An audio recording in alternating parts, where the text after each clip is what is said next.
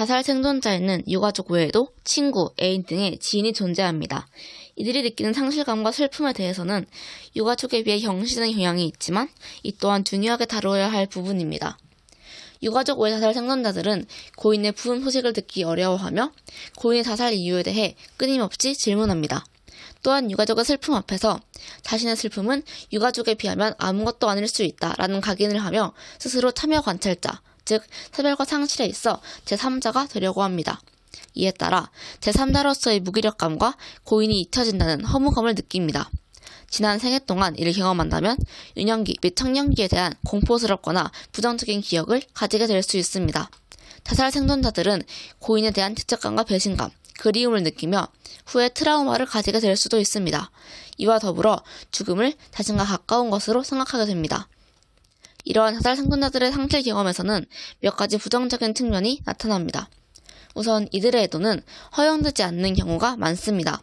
이들은 유가족과 같이 더욱 슬퍼하는 다른 생존자를 보며 충분한 애도를 하지 못하고 애도의 과정을 참관해야만 합니다.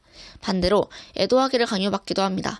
특히 교실에 빈자리를 놔두는 등 학교로부터 강요받는 명시적이고 강압적인 애도는 자살 생존자들을 더욱 비참함과 무기력감에 빠지게 합니다. 허용되지 않는 애도와 강요받는 애도 모두 자살 생존자들의 정상적인 애도를 방해합니다.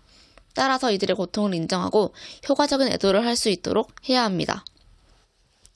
앞서 소개한 사별로 슬픔을 다스리는 방법 외에도 자살 생존자의 상실 경험 극복을 위한 방법들은 다음과 같습니다. 고인의 자살이 자신의 탓을 하는 죄책감이나 상실 경험으로 인한 공포감, 트라우마가 형성되지 않도록 자신에 대한 믿음과 자아 존중감을 확립하는 것이 가장 중요합니다. 고인의 죽음이 자신의 탓이 아니며 누구에게나 올 수 있는 일임을 인지해야 합니다. 고인을 아는 사람들과 모여 함께 애도를 하는 공동의 애도 과정을 가지는 것도 효과적인 방법입니다. 이를 통해 누군가에 의해 강요되지 않으며 참관하는 것이 아닌 적극적이고 충분한 애도를 할 수 있습니다.